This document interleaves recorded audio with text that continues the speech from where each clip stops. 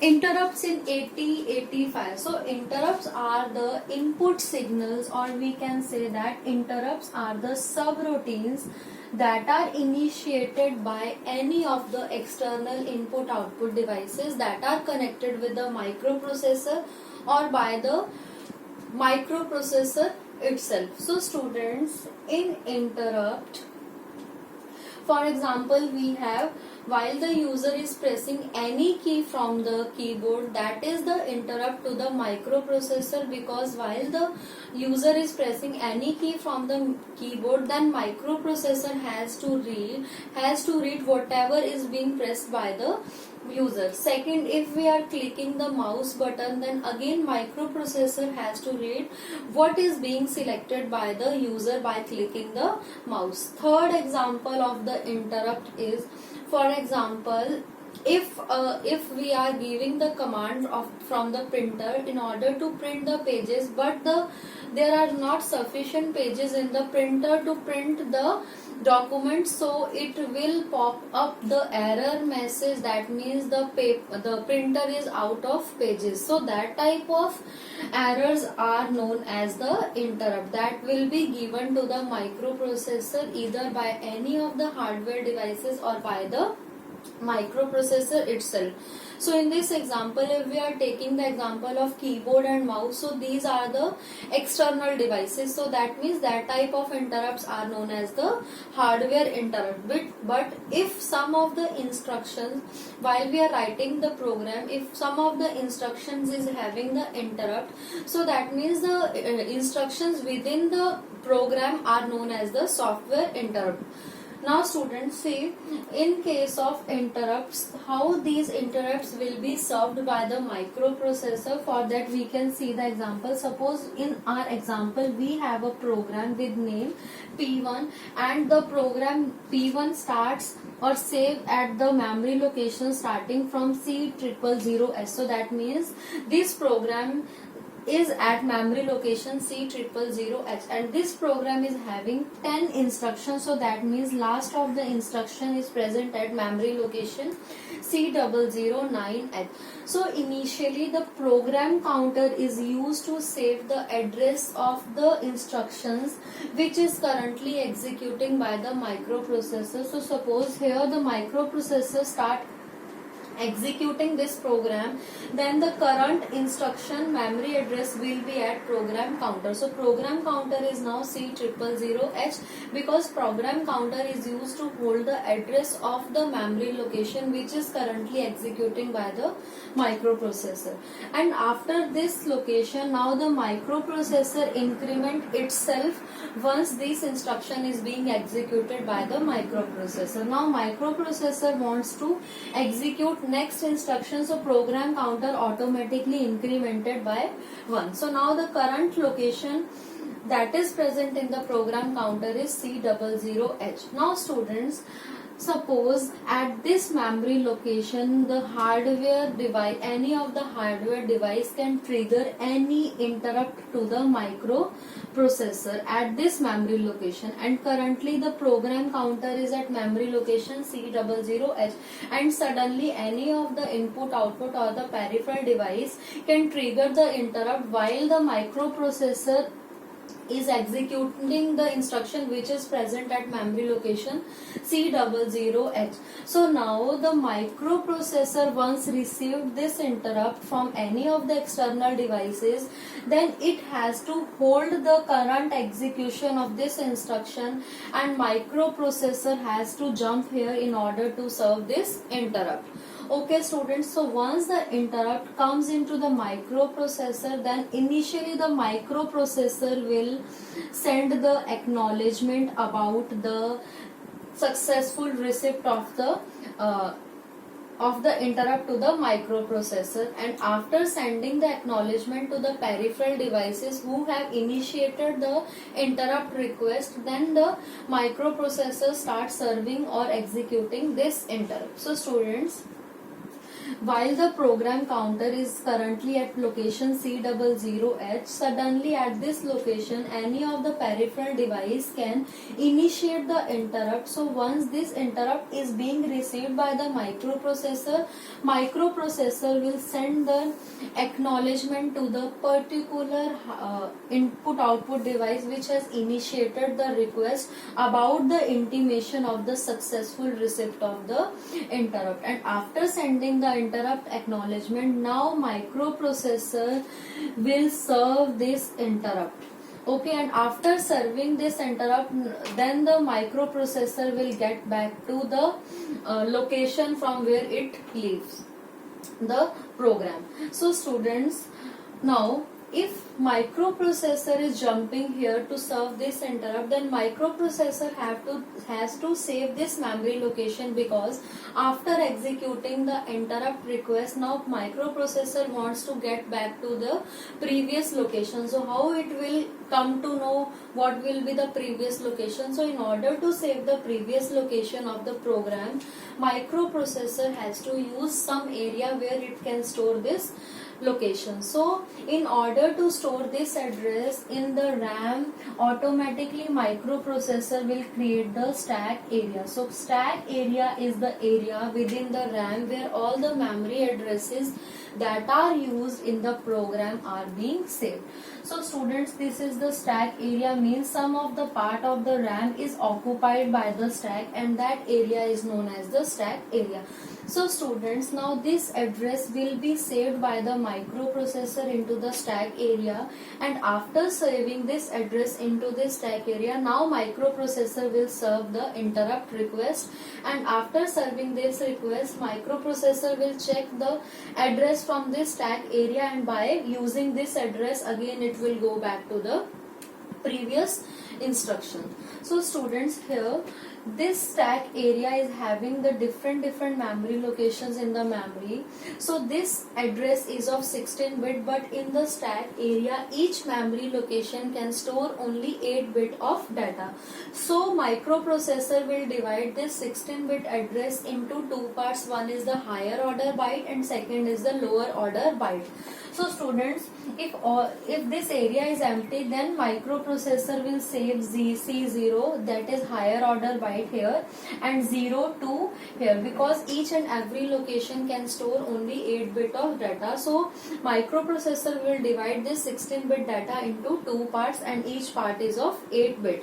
And after adding this address into the stack area, now microprocessor will jump to the ISR. So ISR is written for each and every interrupt in the microprocessor. So ISR is the area, or ISR is the code or a subroutine which is written for all the interrupts. So that means once the interrupt comes to the microprocessor, so microprocessor will execute that code for the particular interrupt. Now students, this is the ISR. ISR stands for the interrupt service routine, and it is also known as the interrupt handler. It is also known as the interrupt handler. So after saving the address in the stack area, now the microprocessor will jump from C00 to H to this ISR. So students, ISR is also saved in some part of the ROM area. That means ISR is saved in the program memory of the computer. So program memory is the permanent memory. That means whatever is written in the ISR, that is fixed or permanent for each and every interrupt. So for every interrupt there is a ISR. So ISR is having the 8 memory location, means 8 memory locations are occupied by each and every ISR to write its own code. Now students, so suppose the memory location of ISR is C00AS. So next 8 consecutive memory locations are occupied by the ISR of a particular interrupt. And after 8 locations, now the next 8 locations are used again by the ISR for the another interrupt. If we have 10 interrupts, so first eight locations are used by the first interrupt ISR, and after that the next 8 locations are used by the ISR of second interrupt, and so on like this. The ISR being saved in the program memory, or we can say that ISR are saved in the ROM area of the computer. Now students, microprocessor after saving this address will jump here, and here again the program counter will set to C00AH, because now microprocessor is executing these instructions, and while the microprocessor is executing the instructions, at the same time program counter will save the address of the instruction which microprocessor is currently executing. So if microprocessor is executing the first instruction of the ISR, then the whatever will be the contents previously in the program counter, that are saved in the stack memory, so that now the program counter is free, and that program counter will now jump to the ISR, where it will save the address of the first location of ISR. So here every time after executing the instruction, the program counter is incremented by 1, and after that at the end, while the last instruction is being executed by the microprocessor, it will get back to its previous program. But how will it get back to the previous program?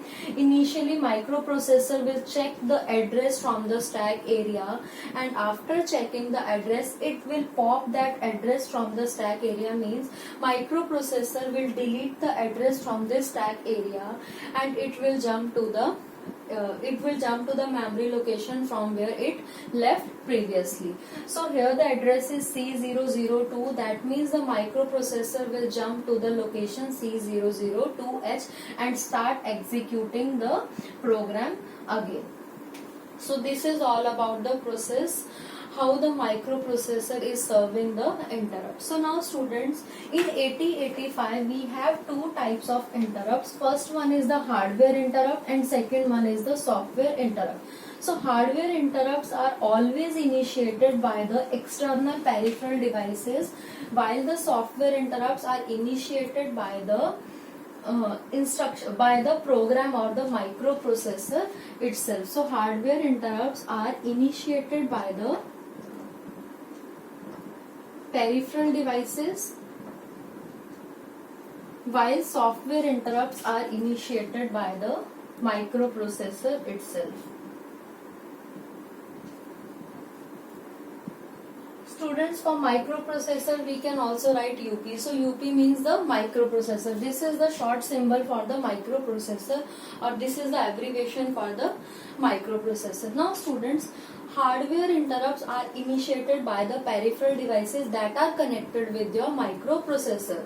So in 8085 we have 5 types of hardware interrupts with name TRAP, RST 7.5, RST 6.5, RST 5.5 and INTR. So these are the 5 hardware interrupts. So these 5 interrupts are also present in the 40-pin diagram of 8085, because these are initiated by the hardware devices. We have to attach the pins with the microprocessor, while there are no pins for the software interrupt, because these interrupts are automatically, or these type of interrupts are within the microprocessor only. That means externally we do not, or externally microprocessor will not require any type of interrupts in case of the software interrupt, because these type of interrupts are always within the microprocessor only. So for these type of interrupt there are no pins in the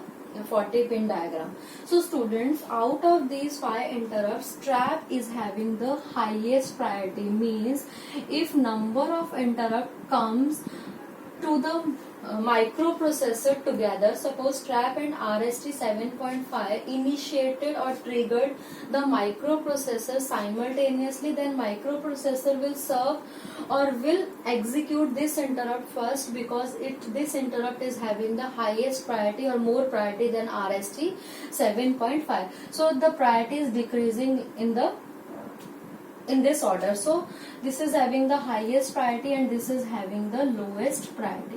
So students, TRAP are the interrupts, these are the catastrophic interrupt, means if there is a sudden power failure, so this type of interrupts we can call as a trap, which is having the highest priority. Next one is traps are non-maskable. That means these type of interrupts cannot be ignored by the microprocessor. Once this interrupt is being received by the microprocessor, then microprocessor has to compulsorily initiate or execute this type of the trap, because these traps are non-maskable and cannot be ignored by the microprocessor. Next one is RST 7.5, 6.5 and 5.5. These three interrupts are the maskable interrupt. That means if microprocessor wants to ignore these interrupts, then microprocessor can do so. These interrupts can be disabled by the microprocessor.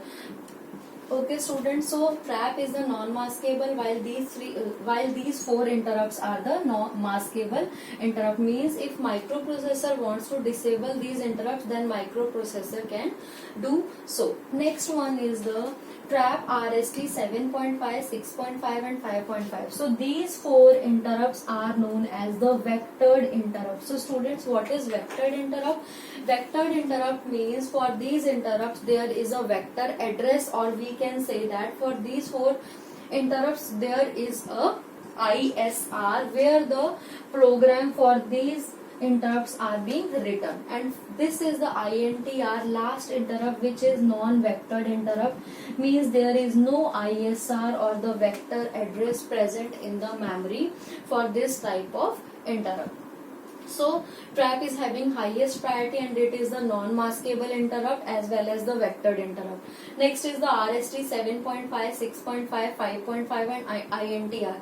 These are the maskable interrupt. That means these can be disabled, and the priority of these four interrupts is lesser than the priority of trap. Next one is these are the vectored interrupt, while INTR is the non-vectored interrupt.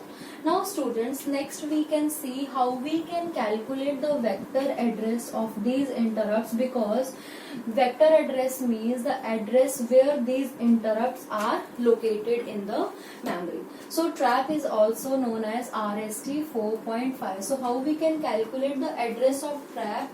We can multiply 4.5 by 8. Why we can multiply this number by 8? Because each and every ISR of the interrupt can occupy 8 memory locations, and after 8 memory locations the ISR of next interrupt is being there. So that means 8 memory locations are occupied by each and every trap, so we can multiply this number by 8. So 4.5 into 8 is 36.0. Now students, in 8085 microprocessor the addresses are in the hexadecimal form, so that means we have to divide this number by 16.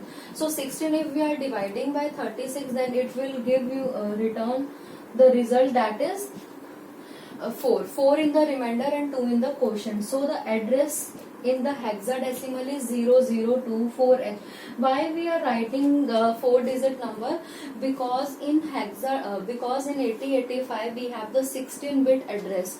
So out of 16-bit, this is the higher order and this is the lower order byte. Now next is 7.5. So RST 7.5 means 7.5 we can multiply by 8 and it will give you result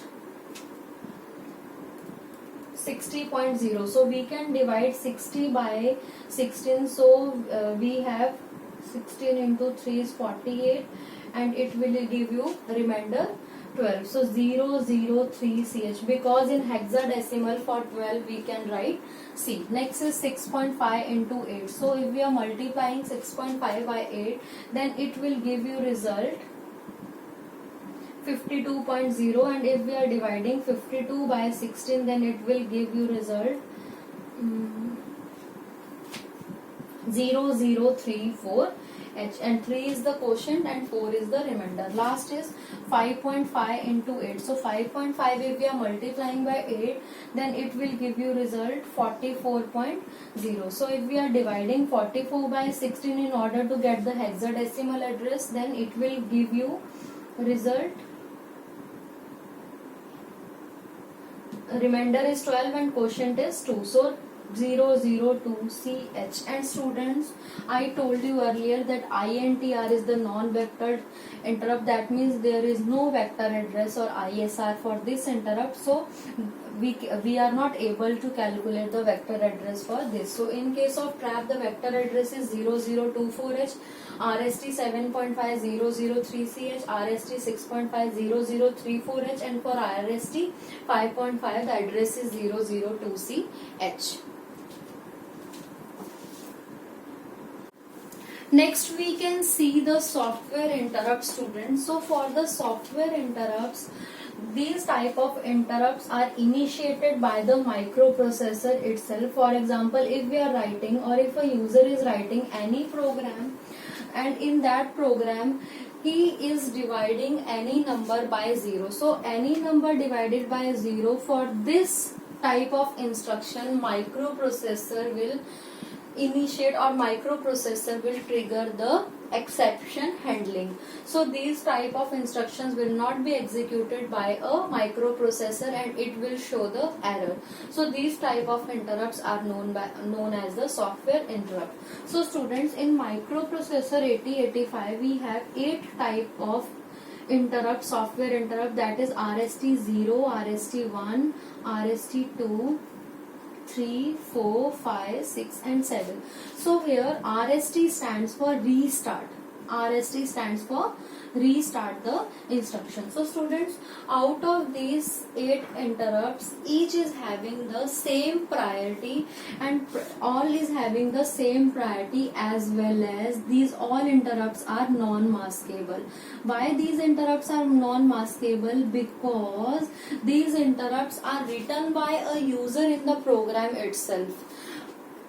That means the user don't want to ignore these type of the interrupts, so that means these interrupts are non-maskable. But if user wants to ignore these type of the interrupt, that means he will not write that interrupt in the program. If he wants to execute that instruction, only then he is writing the instruction within the program. That means user don't want to ignore these type of the instructions. So these instructions are non-maskable, means cannot be ignored by the microprocessor. Now students, these are also the vectored interrupt. Means these interrupt is having the vectored address and the ISR. So how we can calculate in this case? Again, each and every interrupt is occupying the 8 locations in the ISR. So for RST0 we can calculate it by multiplying with 0. So 0 into 8 is 0000H. Next is RST1. So 1 into 8 is 0008H. Next is RST2. 2 into 8 is 16. So 16, if we are dividing by 16, then the quotient is 1 and remainder is 0. So 0010H. Next is RST3.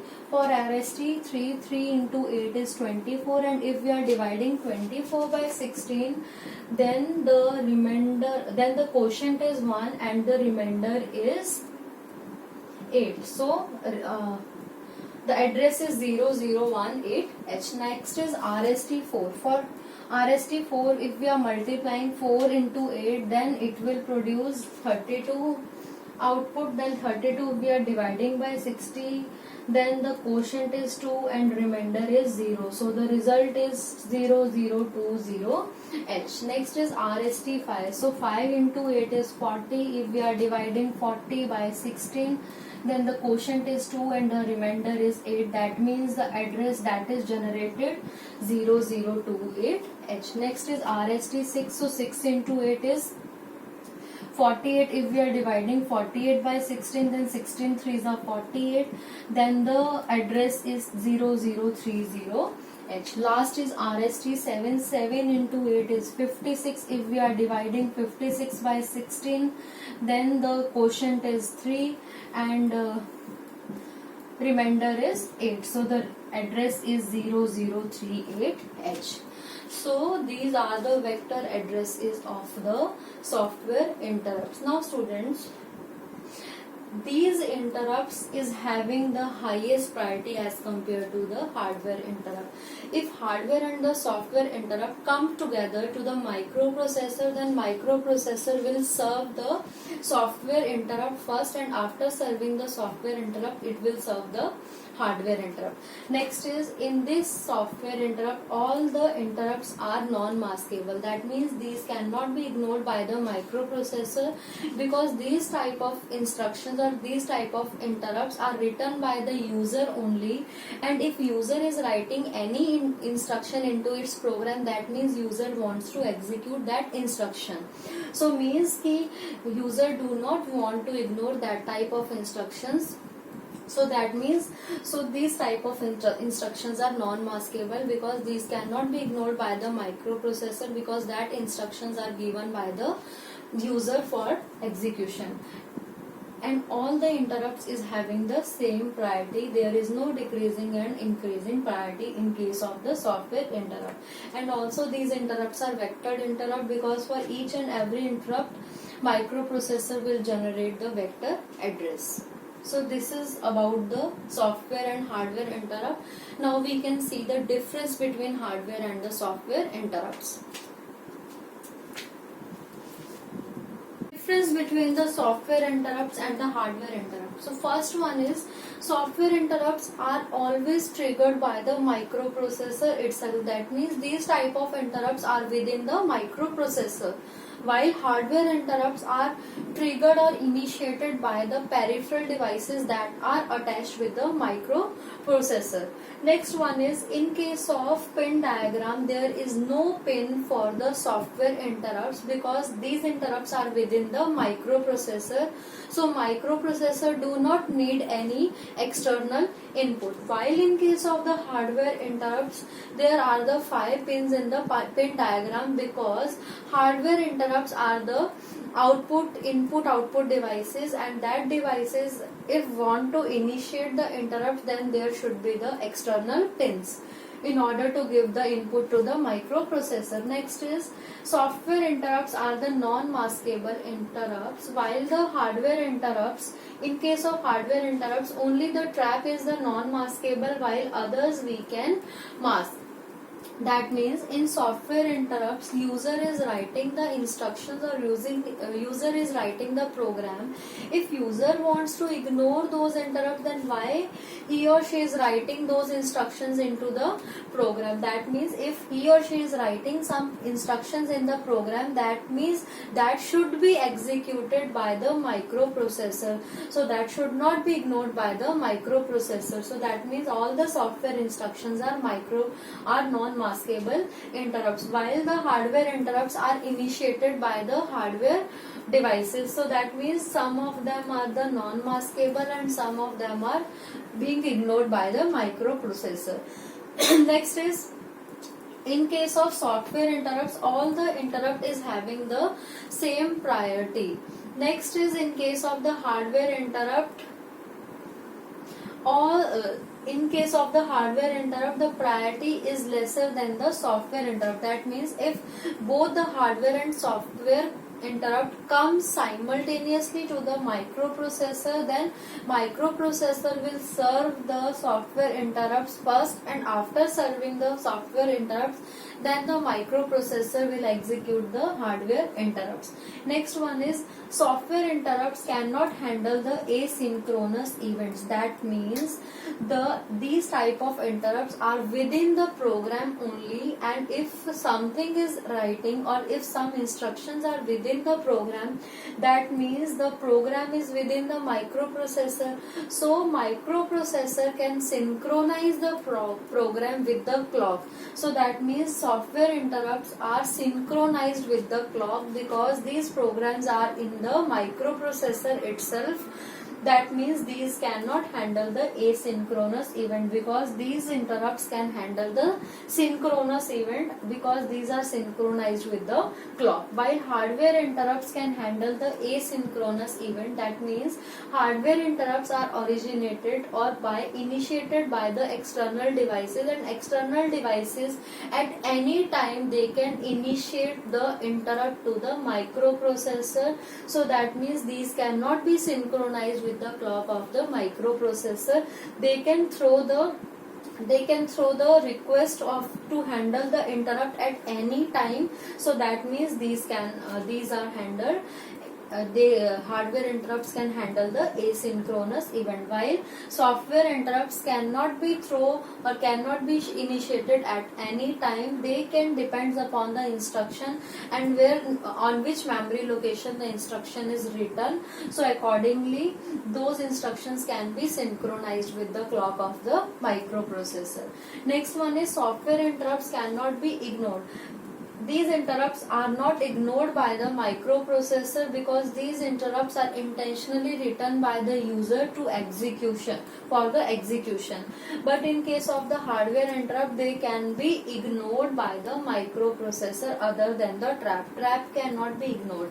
Next is, for example, in case of the software interrupt, if we have the instruction to divide a number by 0, so by reading or so microprocessor is unable to execute this type of instruction and it will throw the exception or the error. And in case of the hardware interrupt, for example, we have example that is pressing the key from the keyboard. So once the user is pressing any key from the keyboard, then microprocessor has to read what user is entering from the keyboard. Next is, in case of microprocessor 8085, we have 8 different software interrupt that starts from RST0 to RST7. And in case of the hardware interrupts, we have 5 hardware interrupt, that is trap, RST 7.5, 6.5, 5.5 and INTR.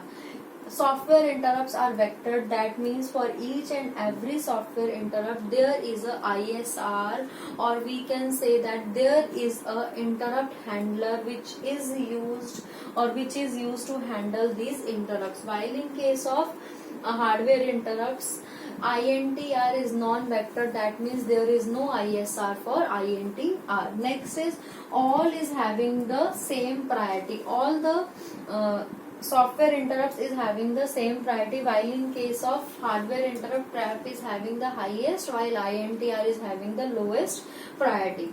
Software interrupt do not improve the productivity and throughput because these are not able to handle the asynchronous event. Only these are synchronized with the clock, so they cannot handle the asynchronous event. So that means they will not able to improve the productivity and throughput, while the hardware interrupts can handle the asynchronous event. That means it can helps to increase the productivity and the throughput. Next is, in case of software interrupt, program counter is incremented by 1 because software interrupts are within the program, and if microprocessor is executing the program, then every time while executing the program counter is increasing by 1. Suppose we have the instruction that is that is dividing a number by 0, and this instruction is at memory location C00AH. So when the program counter is here with value C00AH, and after executing this instruction by the microprocessor, then microprocessor will jump to the next memory location and save the next address into the program counter. So that means after serving the software interrupts, program counters are incremented by 1. But hardware interrupts arise or initiated by the external devices. That means there is no code or there is no instructions, so program counter is not incremented by 1 in case of the hardware interrupt. So these are the 12 differences between hardware and the software interrupts.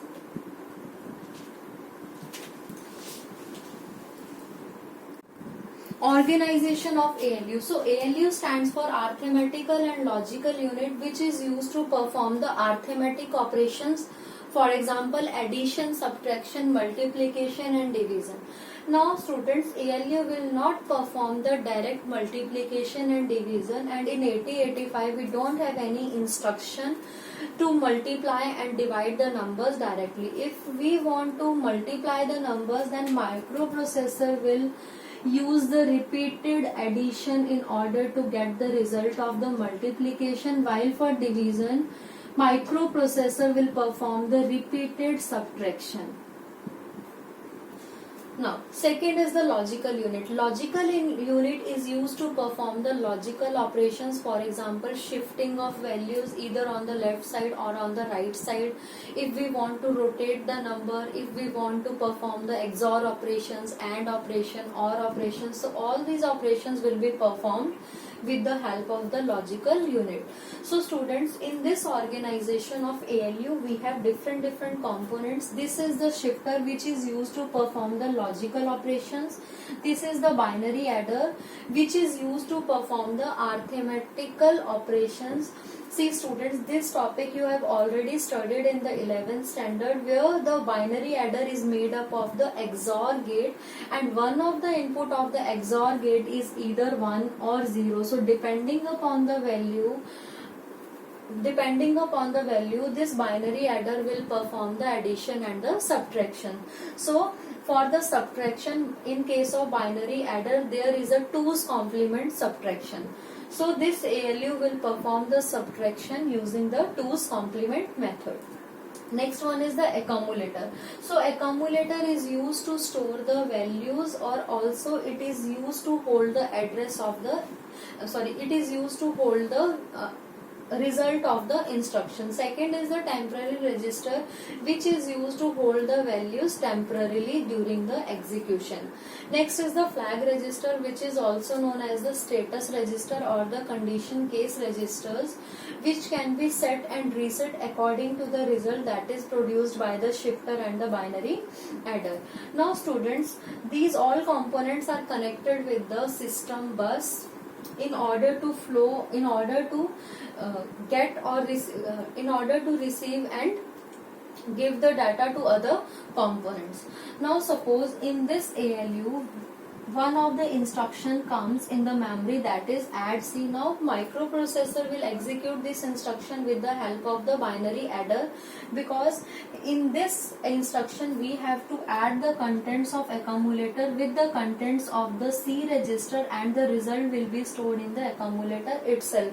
So that means for this instruction, binary adder will perform the addition. So students, suppose in this example, for A we have value 5 and for C we have value 6. So now microprocessor has to perform this instruction. For this instruction, the 5 data will come from the data bus into the accumulator, then the value of accumulator is 5, and one of the register, general purpose register C, is having value 6. So just before the execution begins by the microprocessor, or just before the ALU operations will be performed, this value from the C register comes into the temporary register. So that means the value of temporary register is 6. So students, we have 7 general purpose registers with name A, B, C, D, E, H and L. If user wants to use any of the register in their program to save the data or to save the address, then we have only 7 options. And this temporary register is also known as the W and Z register. This register is only used by the microprocessor. This register we cannot use for our program. So that means in this register only microprocessor will perform the operation. So just before the execution begins, the microprocessor will bring the data from this general purpose register into the temporary register, because this register is directly connected with the binary adder and the shifter, while these general purpose registers are not directly connected with this ALU and the shifter. So now students, 6 value comes into this temporary register, while 5 5 comes into the accumulator. So both of these registers can hold the data values. So that means these registers are of 8 bit, because in 8085 the word size or the data bus size is 8 bit. So after these contents coming into the temporary register and accumulator, these will be moved through these data buses into the binary adder. So here the values in the binary adder are 6 and 5. So the result that is produced by the binary adder is 11. So this result 11 will go from this data bus through the internal CPU bus into the accumulator back. So finally, after producing the result by the binary adder, that result will be shifted through the system bus into the accumulator back. So now the value of accumulator is 11, and according to this result the flag register will be set and reset. So flag registers are made up of the number of flip-flop, and each flip-flop will consist of value either 1 or 0. So if the flag register is set, that means we can set the flip-flop value to 1, and if the flag register is reset, that means we can set the flip-flop value to 0. So this is for the addition, and this is the example for the arithmetic operations. Now if we have to perform the logical operations, then the ALU will move the values into the shifter, and after performing the operations by the shifter, then shifter can send the result from this data bus into the internal CPU bus, and from the internal CPU bus it will come back into the accumulator. So this is the organization and the block diagram of arithmetical and logical unit.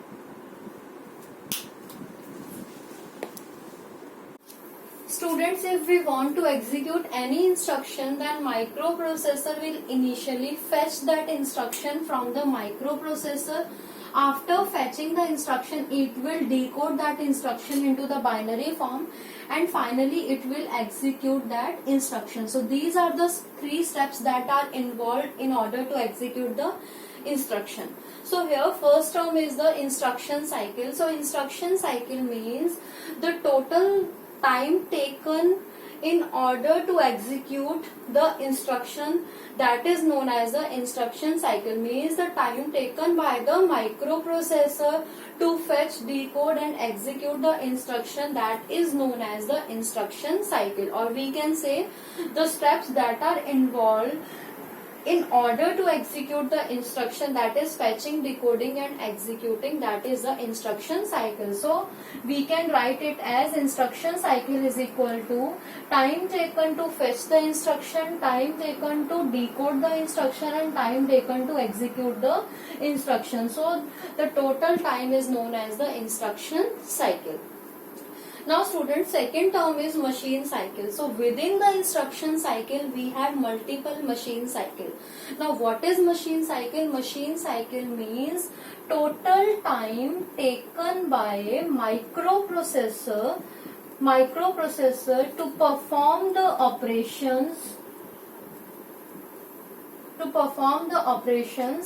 of accessing input, output and memory devices. So that is known as the machine cycle. Now, machine cycle is a subpart of instruction cycle. Within a single instruction cycle, the multiple machine cycles are involved. Now in 8085 students, we have 7 types of machine cycle. First one is the opcode fetch. That means microprocessor will fetch the opcode from the memory in order to execute that instruction. Second one is input output read. If microprocessor wants to read some data from the input output devices, then input output read machine cycle will be executed. If microprocessor wants to write something from the into the input output devices, then this machine cycle will be involved. Next is memory read. After that we have memory write. Next is interrupt acknowledgement. That means if any interrupt is triggered by any hardware device, then the microprocessor will send the acknowledgement about the receipt of the interrupt to that particular peripheral device. And last one is the CPU idle, or we can say that a halt. So when the CPU is idle or free, that means the machine cycle which is executed is CPU idle, or we can say that a halt. So these are the 7 machine cycle. So in order to execute each and every machine cycle, the time taken is known as the machine cycle. So these are the 7 machine cycles that are involved within the single instruction. Any of the machine cycles that can be within the instruction cycle. Now students, next term is the T states. So T state means a single clock period within a machine cycle which is required to execute the machine cycle is known as a T state. So students, suppose for opcode fetch we need 3 clock cycles. So 3 clock cycles are required in order to execute this opcode fetch machine cycle. So that means for this opcode fetch, this is the 1 T state, this is the second T state, and this is the third T state. So that means a single clock period is known as the T state that is used in the machine cycle to execute it. Now students, next is within the instruction cycle there are 1 to 5 machine cycles. So for a single instruction cycle, either we have minimum 1 machine cycle is involved or maximum 5 machine cycles are involved. While within a single machine cycle at least 3 T states are there and at most 6 T states are there. So this is the instruction. Suppose for this instruction we have maximum 5 machine cycles, so M1, M2, M3, M4 and M5, and for each machine cycle we have at least 3 T states and maximum we have 6 T states. So T1, T2, T3, T4, T5 and T6. So for a single instruction, you have to note this point, single instruction involve 1 to 5 machine cycle and single machine cycle will involve 3 to 6 T states. Now after this we can see the timing diagram, students. So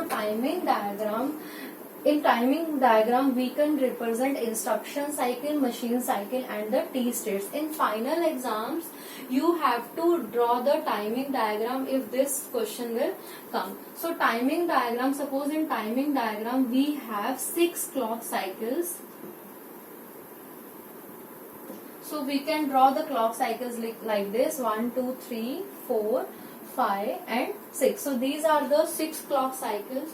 Now suppose we have the instruction.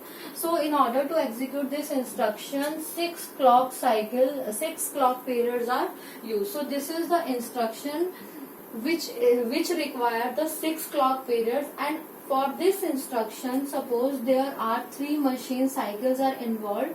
First machine cycle will use 2 clock periods and second machine cycle will use again 2 clock periods and third machine cycle will use again 3 clock periods. So this is the first machine cycle, this is the second machine cycle and this is the third machine cycle. So within the instruction cycle there are 3 machine cycle.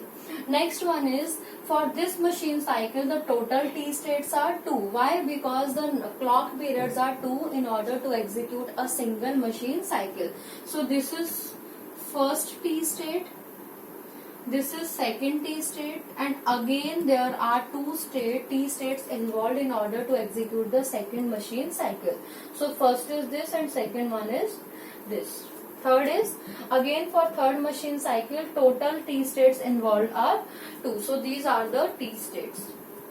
So in short student, instruction cycle means the steps or the total time required in order to fetch, decode and execute the instruction. Machine cycle means the time required by the microprocessor in order to access the input, output and the memory devices to execute the instruction. And third one is the T state. T state means out of the total time required in order to execute the machine cycle, single clock period is a T state. So within within the instruction cycle we have the machine cycle, and within the machine cycle we have the T states. So these definitions will come in the final exam.